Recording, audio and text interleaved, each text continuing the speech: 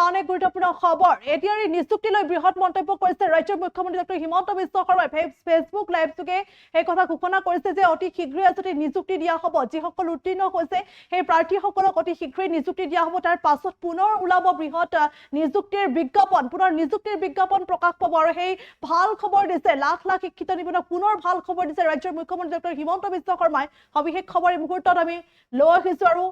এইদৰে আসতে Facebook live যোগে বিশেষ ঘোষণা কৰা দেখিবলৈ পোৱা গৈছে যিসকল উত্তীৰ্ণ হৈছে এডিআৰইত উত্তীৰ্ণ হৈছে তেওঁলোকৰ ভাল খবৰ দিছে আৰু 10 অক্টোবৰত অসম চৰকাৰে দিব এডিআৰইত নিযুক্তি আৰু সেই ফেচবুক লাইভ যোগে সেই কথা ঘোষণা কৰিছে মুখ্যমন্ত্ৰীগৰাকী আৰু সমান্তৰালকৈ এই নিযুক্তি পৰীক্ষাৰ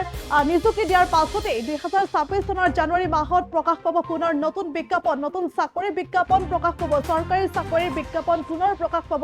যিসকলে আসলে পৰীক্ষাত উত্তীৰ্ণ হ'ব পৰা নাই বা যিসকলে এটা চৰকাৰী চাকৰি বিচাৰি আছে তেওঁলোকৰ বাবে পুনৰ আন এক ভাল খবৰ দিছে ৰাজ্যৰ মুখ্যমন্ত্ৰীগৰাকীয়ে এক সোণালী সুযোগ বুলি ক'ব লাগিব কিয়নো পুনৰ 2026 চনৰ জানুৱাৰী মাহত পুনৰ এডিআৰইৰ নতুন বিজ্ঞাপন প্ৰকাশ পাব আৰু সেই কথা নিজ মুখে খোদ মুখ্যমন্ত্ৰীগৰাকীয়ে উল্লেখ কৰিছে ফেচবুক লাইভ যোগে আৰু সমান্তৰালকৈ যিসকলে এডিআৰই পৰীক্ষাত উত্তীৰ্ণ হৈছে সেই পৰীক্ষাৰ্থীসকলে আসলে সেই প্ৰাৰ্থীক আসলে অতি শীঘ্ৰেই নিযুক্তি দিয়া হ'ব অতি শীঘ্ৰেই নিযুক্তি দিয়া হ'ব 10 অক্টোবৰত এডিআৰই উত্তীৰ্ণ প্ৰাৰ্থীক নিযুক্তি দিব বুলি সেই কথা ঘোষণা কৰিছে মুখ্যমন্ত্ৰীগৰাকীয়ে আৰু সমান্তৰালকৈ ডিচেম্বৰত পুনৰ বৃহৎ সংখ্যক পদৰ বিজ্ঞাপন প্ৰকাশ পাব আৰু লগতে আৰক্ষীৰ লগতে বিভিন্ন বিভাগত ওলাব চাকৰি আৰক্ষীৰ আসলে পদ চাকৰি বিজ্ঞাপন প্ৰকাশ পাব আৰু সমান্তৰালকৈ বিভিন্ন বিভাগত চৰকাৰী বিভিন্ন ক্ষেত্ৰত সেই বিজ্ঞাপন চাকৰি ওলাব আৰু সেই বিজ্ঞাপন প্ৰকাশ পাব অতি শীঘ্ৰেই প্ৰকাশ হ'ব বুলি জানিব পৰা গৈছে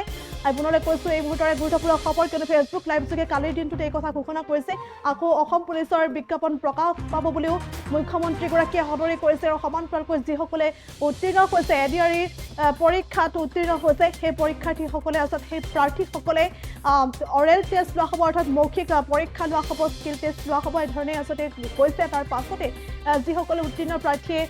প্ৰাৰ্থীয়ে যি মৌখিক পৰীক্ষা আছে সেই পৰীক্ষাসমূহত পাছ কৰাৰ পাছত সেই প্ৰাৰ্থীসকলক নিযুক্তি দিয়া হ'ব আৰু সেই নিযুক্তিৰ পাছতে পুনৰ প্ৰকাশ পাব বিজ্ঞাপন চাকৰি বিজ্ঞাপন প্ৰকাশ পাব পুলিচৰ বিজ্ঞাপন প্ৰকাশ পাব গতিকে তেনে সময়তে এনেধৰণৰ ৰাজ্যৰ পুনৰ লাখ লাখ নিবনুৱাৰ বাবে এইদৰে ভাল খবৰ দিছে ৰাজ্যৰ মুখ্যমন্ত্ৰীগৰাকীয়ে ফেচবুক লাইভ যোগে সেই কথা ঘোষণা কৰিছে পুনৰলৈ কৈছোঁ এডিআৰইৰ চতুৰ্থ বৰ্গৰ মৌখিক পৰীক্ষা অনুষ্ঠিত হ'ব জুন মাহত মুখ্যমন্ত্ৰীগৰাকীয়ে বৃহৎ ঘোষণা কৰা পৰিলক্ষিত হৈছে আৰু কি মন্তব্য কৰিছে কি বৃহৎ ঘোষণা কৰিছে এই মুহূৰ্তত সেই ভাষ্য শুনাব বিচাৰিছোঁ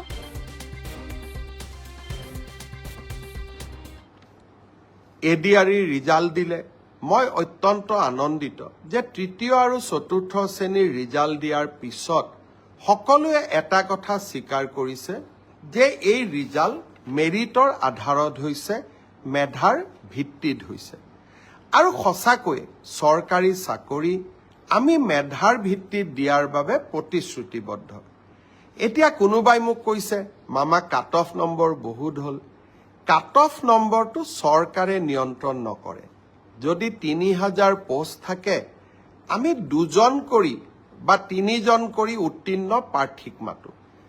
3000 পূৰণ 2 3000 পূৰণ 3 9000 মেৰিট মতে 9000 নম্বৰটো আহি যোৱাৰ লগে লগে 9000 নম্বৰ লাভ কৰা ব্যক্তিজনৰ যিটো নম্বৰ সেইটোৱে কাট অফলৈকে ৰূপান্তৰিত হয় কাট অফ কোনেও বনাই নিদিয়ে কাট অফ ছাত্ৰ ছাত্ৰীসকলৰ পৰীক্ষাৰ ফলাফলে নিৰ্ণয় কৰে কোনোবাই যদি ভাবে যে কাট অফ বেছি হৈছে তাৰ মানে ইয়াকে বুজাব পাৰি যে সঁচাকৈয়ে এইবাৰ পৰীক্ষাৰ ফলাফল যোৱাবাৰতকৈ ভাল হৈছে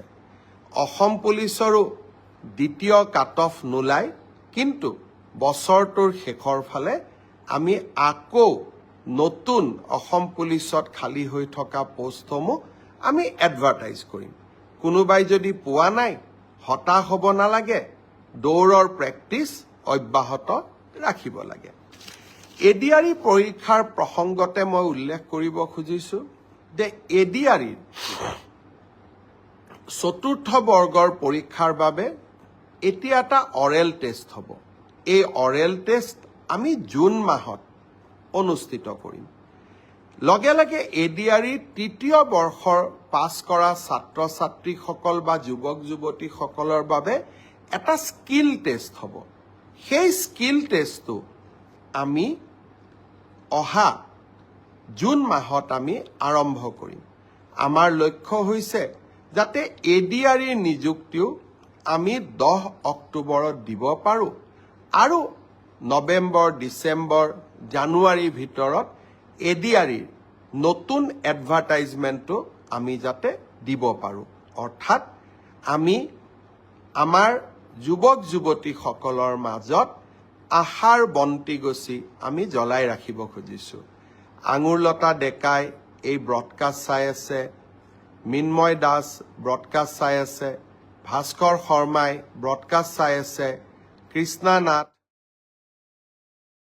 যিকোনো খবৰৰ বাবে যোগাযোগ কৰক 7099017330 লগতে 7099017110 নম্বৰত